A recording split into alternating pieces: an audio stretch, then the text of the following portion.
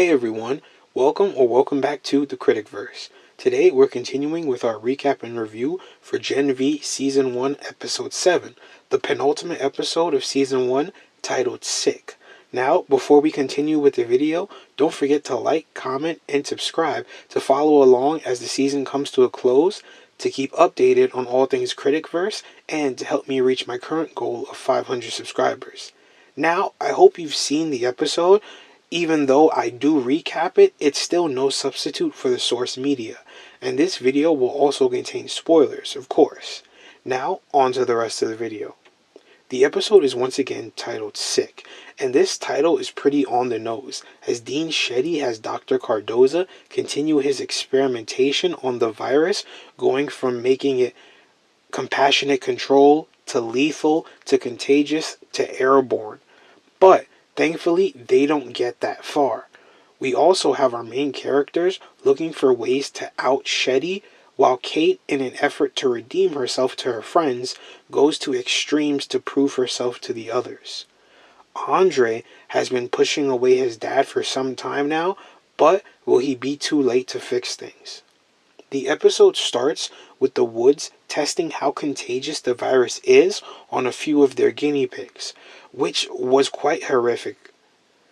And Dean Shetty wants the virus airborne, though Cardoza resists. Shetty makes her case on why he can't. Kate attempts to get the others to trust her again, but they find it hard since she can always read their minds. Jordan wants to snoop around Shetty's office to get proof without Kate, and Marie plans to give the info to Senator Neuman, who's visiting the campus. Emma hides Sam in her room with a change of clothes and one rule: don't answer the door, stranger danger, and he sadly goes and hides in her closet.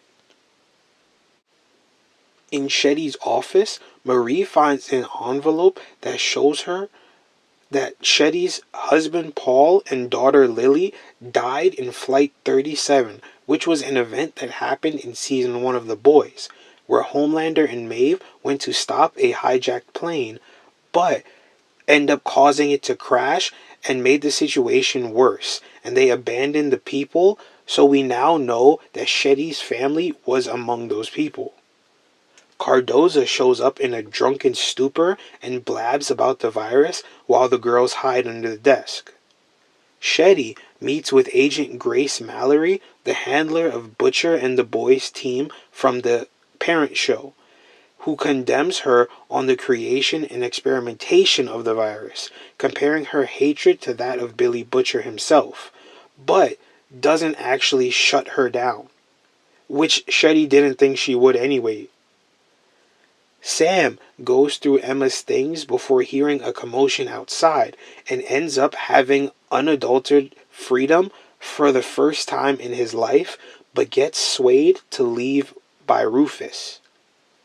Andre's dad is set to moderate Newman's visit, but suffers a seizure and his magnetism powers go haywire on live TV, which Andre and Kate were watching.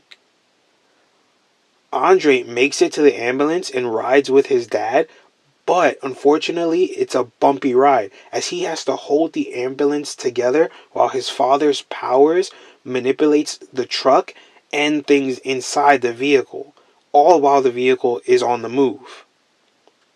Newman's visit goes over that soups feel like a persecuted race, Homelander's trial, and goes to chaos as Soup's rights activists get violent.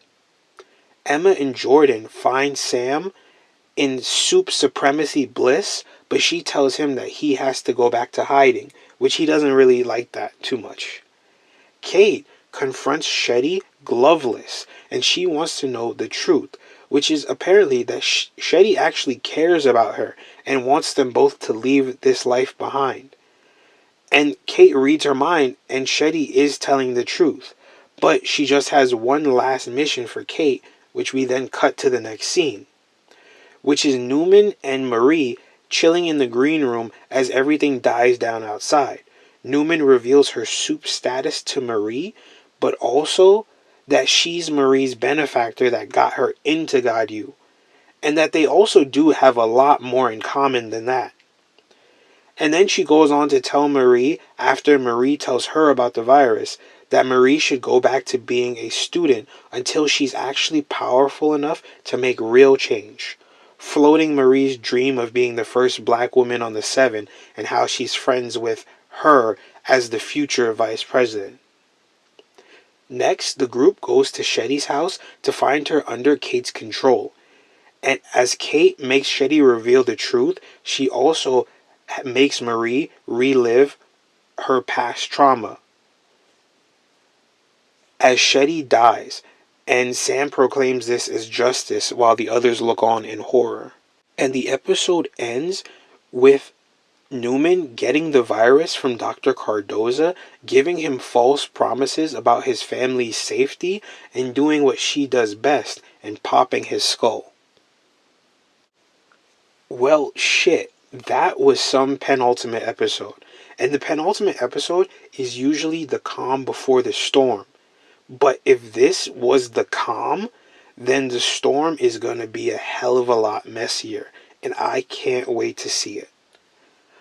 A couple of things that I want to talk about for the episode is that the scene of the woods testing how contagious the virus is, while uncomfortable to watch, you just want to yell at the one that was infected to get back in the corner so he can keep away from the other ones so they don't get infected. But I mean, there's not much, you can't really blame the guy for what they did to him.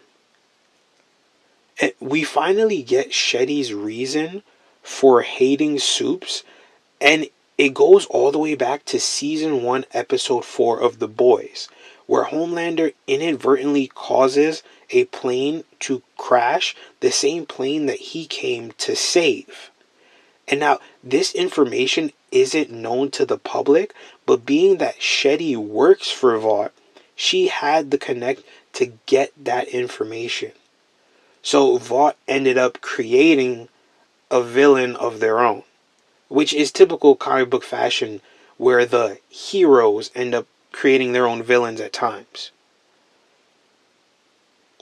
Being that this show is a spin-off, we get a crossover by way of two characters from the parent show. Grace Mallory, the CIA handler for the Boys team, that Shetty also has the connect to reach, but also being that she also has the ability to get information on Grace Mallory, being the fact that she knows that Lamplighter killed Mallory's grandchildren. The second character is Senator Victoria Neuman, who, like Grace Mallory, is a gender-bent version of the comic book character that they come from. And she's the running mate of candidate Bobby Singer and also a Soup, who is revealed to be Marie's benefactor that got her into God U, but is also revealed to have the same powers as Marie, but originally only demonstrating her ability to pop people's skulls, which is probably something Marie may be able to do in the future. And now, if you've watched The Boys, you know Victoria was also in the Red River Adoption Institute, which is why she has a soft spot for Marie. But Neuman was adopted at 12, meaning that her blood powers activated way earlier than Marie's, who's activated when she got her first period. But we don't know when they activated, only knowing that she too caused the death of her parents before she was adopted by Stan Edgar at Red River. And a prediction for the finale is that we may get another crossover from The Boys, because Mallory mentions Butcher and how he's just like Shetty, but she also had someone listening in on her conversation with Shetty and asking if they got all that. And we don't get to see who that person is, so that should be revealed by next week's episode, or unfortunately when season 4 of The Boys start back. Andre's conversation with Kate mirrors his conversation that he had with Kate in episode 4 before she erased his memories. And once again, the convo is interrupted by a television appearance from his father, but this time it's without Andre because of how distant he's been from his father. The whole event that Neuman had at the college brings up an interesting view from the boys' universe in that the Supes and some humans view each other as separate species, and that doesn't even make sense given the fact that all of them start out normal and the Supe characters are injected with Compound V in their infancy, with the exception of Homelander and Orion, who were children from Supes that managed to have powers at birth. And the terms that they use further strengthen this, as they say Supe lives matter, humans aren't our peers, or even Supes are a minority. Shetty's final scene, even though there's a lot of dialogue, the eye contact is what really makes it. For instance, how Jordan looks at Emma when Sam starts spouting Supe supremacy rhetoric, or how Sam looks at Kate sympathizing with her actions and how she killed Shetty, or how she got justice for everyone at the woods.